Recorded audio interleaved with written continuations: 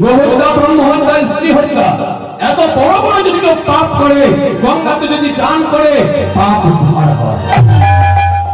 কিন্তু প্রমাণ চাই। যদি গঙ্গায় যদি পাপ উদ্ধার হয়, তাহলে শাশুড়িকে ঝাঁটাই করে মারবেন আর গঙ্গাতে মাসে স্নান করে আসবেন, পাপ উদ্ধার হবে। সত্যি করে বলবেন, তাহলে শাস্ত্র কি ভুল লিখেছে? কি বল? তাহলে শাস্ত্র কি ভুল? শুধু বোঝার। তাই গঙ্গার জলে পাপ উদ্ধার হয়ে তা শাস্ত্রে পরিষ্কার লিখলে, তাহলে গঙ্গার জলে কি এমন গুণ আছে? লক্ষ্য করবেন, আপনাদের বাড়িতে হয়তো কারো কারো ঘরে গঙ্গার জল আছে তো? গঙ্গার জলে গুণ কি আছে? আমার বাড়িতে গঙ্গার জল আছে? যদি না থাকে রাখবেন, অন্তত দুটি জিনিস ঘরে রাখবেন। কি কি? একটা হলো গঙ্গার জল, আর একটা হলো তুলসী মঞ্চ। মনে রাখলে কথাটা, যে কোনো পূজা হলে বাবা গঙ্গার জল ছাড়া পূজা হয় না। আর ঘরের মধ্যে তুলসী গাছ রাখতে হয়। আপনারা অনেক ভক্ত আছেন তো, কিন্তু বাবা ঘরে তুলসী গাছ কেন রাখে জানা দরকার। বলুন তো, ঘরের মধ্যে সবাই যে তুলসী মঞ্চ রাখে, কেন রাখে? রাখলে কি হয় আমরা জানি না। তবে আগেকার বয়স্ক মানুষ করে গেছে, সেগুলা আমরা নিয়মটা জানতে হবে। কথাটা বলে আছে, মনে রাখবেন। শাস্ত্রে কি লিখেছে?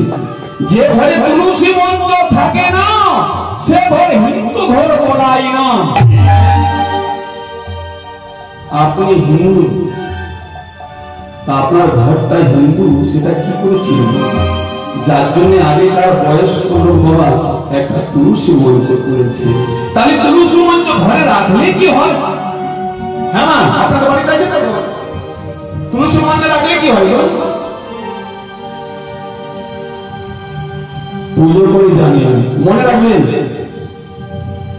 যে ঘরে তুলসী মঞ্চ থাকে, এই যে মা একটা মন্দির শুনছেন, যে ঘরে বাবা তুলসী মঞ্চ থাকে, সেই ঘরে কোনদিন বজ্রপাত হয় না। বজ্রপাত কোথায় কোথায় হয়ে যায়? তিন জায়গায়। কি কি? একটা হলো শিবের ত্রিশূল, কোন কোন মন্দির দেওয়া থাকে, কোন কোন ঘরের ছাদের উপরে দেখবে দেওয়া থাকে। যেখানে ত্রিশূল থাকে সেখানে বজ্রপাত হয় না, যেখানে তুলসী মঞ্চ থাকে সেখানে বজ্রপাত হয় না, যেখানে রাম নাম হয় সেখানে বজ্রপাত হবে।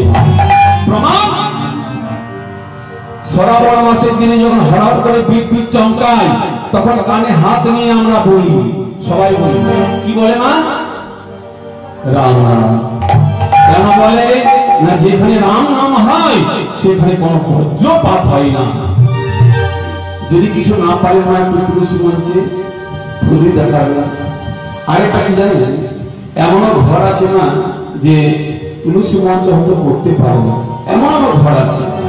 তারই তো উপায় নেই, উপায় আছে। কি পাই না? একটা গামলায় করে রাখবে। তাহলে এই যে কথাটা বলে গেলাম, মনে রাখবেন না। আর সময় সময় ওই সকালবেলা একটু মারুলি দিবেন, আর সন্ধ্যে সময় একটু প্রদীপ দেখাবে। গঙ্গাতে চান করলে পাপ উদ্ধার হয়, কিন্তু যারা গঙ্গার ধারে বসবাস করে আছে, তারা তো গঙ্গায় প্রত্যেকদিন চান করছে, তাদের কি পাপ থাকবে না? তাহলে শাস্ত্র কি ভুল লিখেছে বাবা? না, বুঝতে পারছি না ব্যাপারটা কি। মনে রাখবেন, বলে যাচ্ছে, শাস্ত্র লিখেছে গঙ্গাতে চান করলে পাপ উদ্ধার হয়। কিন্তু এখানে জানতে হবে বাবা, কোন পাপ উদ্ধার হয়? কে? শাস্ত্র লিখেছে পাপ উদ্ধার হয়, কিন্তু কোন পাপ উদ্ধার হয় সেটা তো জানা দরকার। কোন পাপ? না না, যেটা না জানে শুনে পাপ করে। দেখবেন হয়তো কেউ গাভী বেঁধে রেখেছে, রাত্রিবেলা সকালে মারা গেল, কি গো মা, সেটা তো নিজের থেকে হত্যা করে। সেই পাপ যদি গঙ্গাতে চান করে সেটা উদ্ধার হয় না, না জানি শুনে পাপ হবে।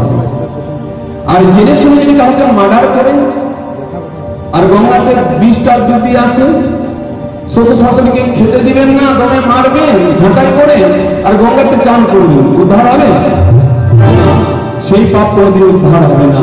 তবে না জানি শুনে যে পাপটা হয়, সেই পাপ শাস্ত্রে লিখলে গঙ্গাতে চান করলে পাপ উদ্ধার হয়। গঙ্গা কি